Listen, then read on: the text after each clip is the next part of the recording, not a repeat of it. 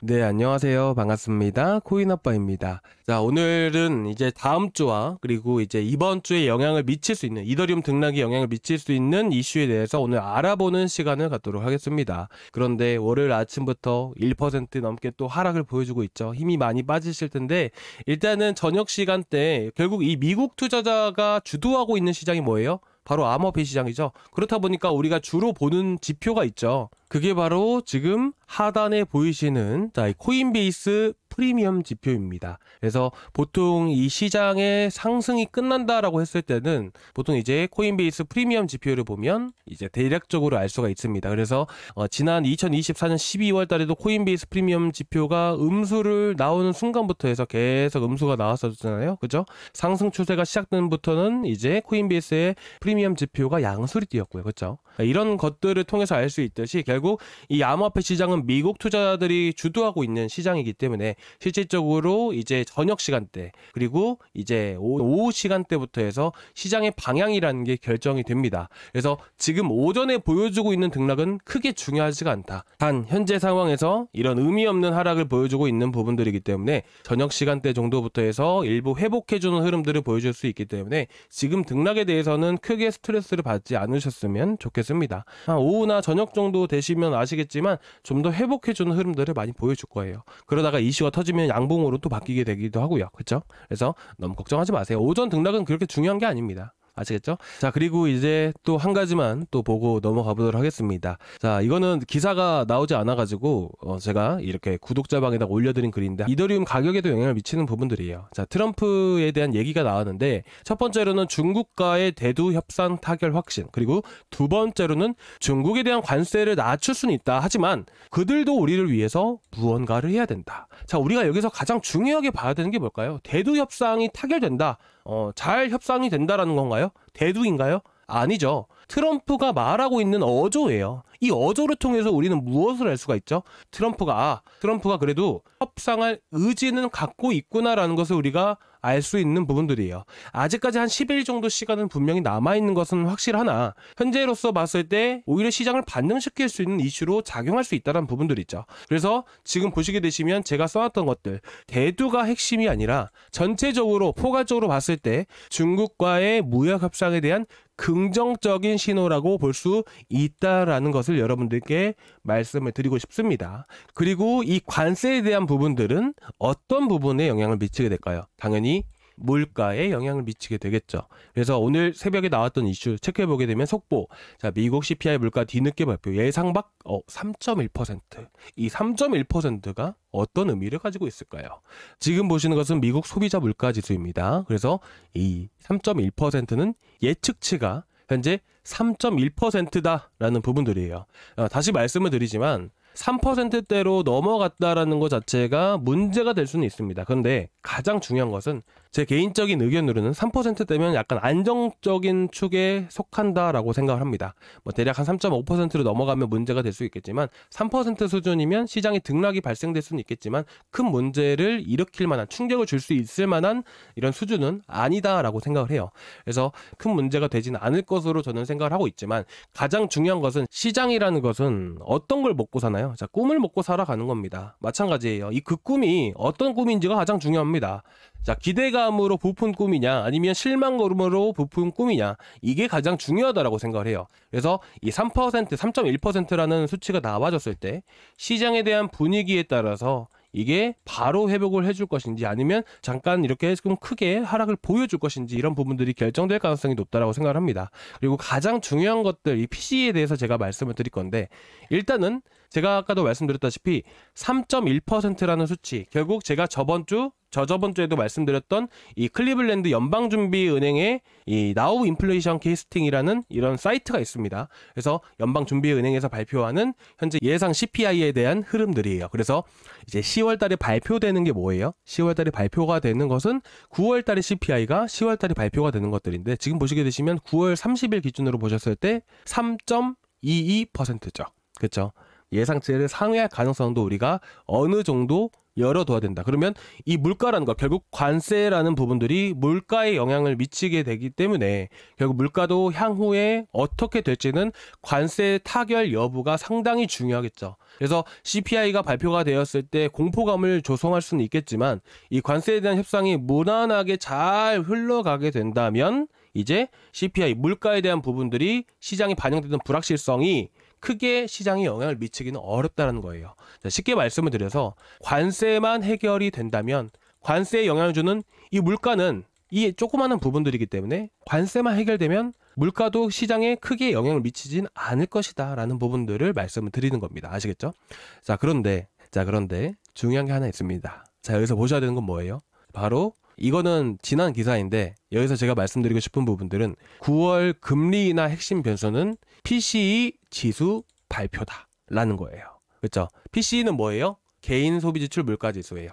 실질적으로 소비를 하는 입장에서 어느 정도 물가를 체감하고 있는지를 나타내는 물가 지수 지표다. 이렇게 보시면 될 것 같아요. 근데 이 지표를 보셨을 때 PCE를 딱 추가를 해볼게요. 보니까 어때요? 10월 1일 기준으로 해서 2.8%예요. 3% 이하로 나아졌다는 부분들이에요.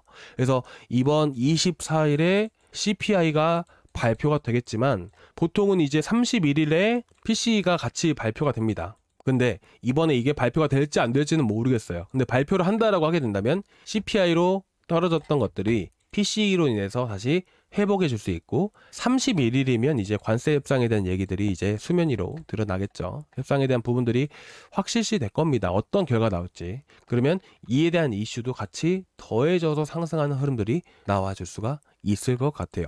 자, 그러면 이 CPI가 반영이 되었을 때 이더리움 같은 경우에는 결국 560만 원 구간들을 지켜줘야 되는데 이 구간들을 우리가 봤을 때 현재 보시면 고래들의 단가에 해당되는 부분들이에요. 자, 처음 보시는 분들 많이 계시죠. 기존의 구독자분들은 이 지표들은 많이 보셨을 건데 이게 반드시 지켜줘야 되는 지표라는 것쯤은 이제 저희 구독자분들도 다 알고 계시는 사실일 거라고 생각합니다. 뭐 간단하게 보여드리게 되면 2024년 12월 달 기준으로 했을 때 보시게 되시면 이 수평선, 이런 고래들의 평단 자체를 돌파를 한 순간부터 이렇게 추세가 상승 추세로 이어진다. 이렇게 보시면 되실 것 같아요. 그래서 지금 보시게 되시면 고래들의 단가 기준은 11월 7일에 넘어간다라고 되어 있습니다. 그래서 이 자리가 이 1번 위치가 고래들의 단가다라는 부분들 있죠. 보통은 이런 자리에서 올랐다 떨어졌다 하다 보니까 대부분 다 이런 자리에서 매수를 하세요. 근데 보통은 이제 빠르게 우리가 수익을 보고 싶다. 그리고 우리가 좀 더 상승 추세 안에서 내가 매수하고 나서 빠르게 또 올라가는 흐름들을 보고 싶다라고 하시는 분들 같은 경우에는 고래들의 단가를 꼭 보시는 게 가장 중요합니다. 그리고 이런 자리를 기준으로 해서 상승 추세가 강하게 나오는 부분이기도 하고 반대로 떨어졌을 때는 이런 고래들의 단가를 이탈했을 때 수평선, 꿈틀거리는 빨간선, 교차 지점의 가격 이 2번 위치가 고래들의 단가였다. 이런 라인들이 이탈하면 하락 추세로 전환이 된다라는 부분들이에요. 그러니까 우리가 대부분은 이런 자리에서 계속 존버를 해요. 더 올라갈 거라는 기사를 보고. 근데 우리가 이런 것들을 알게 된다면 어디서 끊어야 될지를 우리가 정확하게 알 수가 있다는 거예요. 지난 2024년 초로 돌아가 볼까요? 마찬가지예요. 2024년 초로도 돌아가 보게 되면 전체적인 흐름들로 봐서도 이런 지표들을 본다면 충분히 우리가 매도 하는데 도움이 많이 될 수 있다는 부분들을 말씀을 드리고 싶은 겁니다. 그래서 지난 2023년도 나오네요. 2023년도로 돌아볼까요? 보시게 되시면 자, 이 자리 보이시죠? 수평선과 꿈틀거리는 빨간 선의 교차 지점. 이 자리가 고래들의 단가였어요. 이렇게 횡보하는 구간들은 이렇게 보시게 되시면 고래들의 매집 구간이고요. 그리고 이런 라인들을 돌파하자마자 다시는 고래들의 단가를 도달하지도 않고 강세를 보인다는 것이죠. 이런 자리에서 매수를 하는 겁니다. 이런 자리들 아시겠죠? 그래서 이런 자리에서 또 매수를 하고 또 지난 흐름들을 보시게 되시면 보시면 고래들의 단가 구간들 보이신가요? 정확하게 찍고 지지해주고 강하게 급등이 나와주죠. 그렇죠? 이런 것들을 활용을 하신다면 도움이 되시는데 결국 현재로서 보셨을 때 자, 보시게 되시면 고래들의 단가를 간당간당하게 지지를 해주고 있습니다. 그렇죠? 이탈하게 되면 우리가 대응을 해야 되는데 앞으로 나올 수 있는 금리 인하에 대한 이슈와 QT 종료에 대한 이슈들 이 두 가지가 뭐죠? 두 가지는 이제 유동성을 시장 안에 제공해주는 있죠?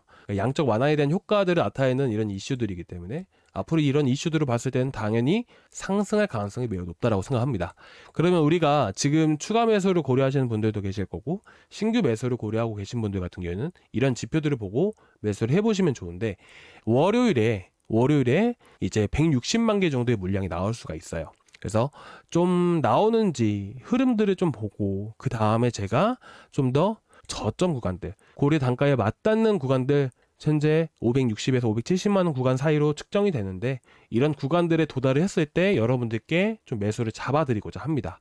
그래서 혹여나 지금 비중이 많이 세워지지 않거나 매수를 고려하고 계신 분들 같은 경우에는 저희 구독자방에다가 조금 말씀을 해주셨으면 좋겠습니다. 그래야 제가 지금 저희 구독자방 안에서도 비중이 조금 20% 뭐 30% 이하이신 분들이 계세요.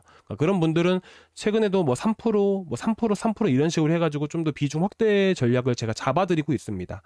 무작정 매수하는 게 중요한 게 아니고 결국에는 비중 관리하는 게 가장 중요하다고 저는 생각을 하고 있습니다. 그래서 말씀을 해주시면 되는데, 지금 보시는 방은 보시다시피 저밖에 말을 못해요. 저밖에 말을 못하다 보니까 여러분들이 저희 구독자 소통방에다가 좀 말씀을 해주셨으면 좋겠습니다. 그래서 여기 고정 댓글란 보시면 링크 하나 있죠. 이 링크를 타고 들어가시면 여기 페이지가 나오게 되고요. 저희 정보방 같은 경우에는 실시간 소통방 입장, 그리고 보유 종목 진단방, 이렇게 두 가지 같이 눌러주세요. 그러면 제가 저희 구독자방에 초대를 해드리고 마찬가지로 소통방에도 같이 초대를 해드릴 겁니다.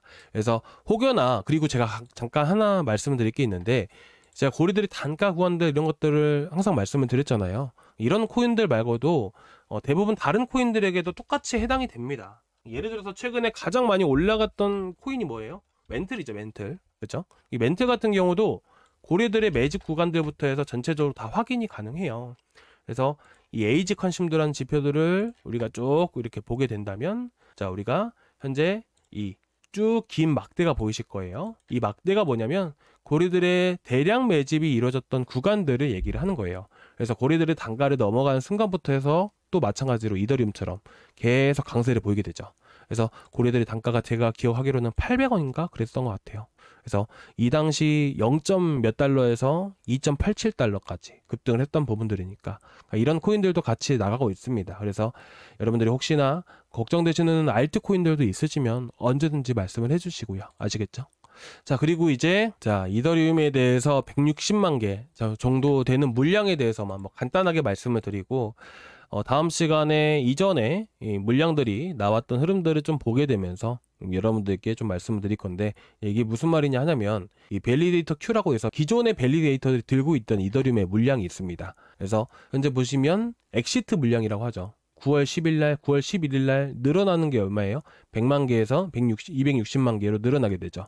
지금 160만 개 정도의 물량이 늘어난 거예요. 그래서 이 물량들이 그 당시에 바로 나온 게 아니라 보시면 9월 10일부터 해서 9월 11일까지 46일이 걸린다는 의미예요. 그래서 9월 10일날 언스테이킹 됐던 물량은 18일이 걸렸습니다. 9월 28일에 나온 거예요. 그렇죠? 근데 보시면 11일날 언스테이킹 됐던 대기 물량이 46일이 걸린다라고 해요. 그러면 10월 27일이거든요. 그래서 이때 당시에 물량이 또 나올 수 있는 부분들이라서 관망 의견을 드리는 것들이고, 이런 걸 어떻게 또 시장에 나올 수 있는지 여부를 알 수 있는 방법이 여기 지표를 통해서도 알 수가 있어요. 그래서 이 내용들은 제가 다음 시간에 좀 더 여러분들께 자세하게 좀 말씀을 드리고자 합니다. 그래서 일단 너무 걱정하지 마시고요. 일단 10월 말까지는 계속해서 해소되어야 될 문제들이 많이 있다 보니까 이제 시장의 등락이 크게 발생될 수밖에 없는 부분들이지만, 10월 말일 정도까지 해서 관세, 물가, 그리고 통화 정책, 그리고 셧다운까지 완벽하게 해소되는 순간부터는 이전 상승 모멘텀밖에 남지 않은 그런 상황들이기 때문에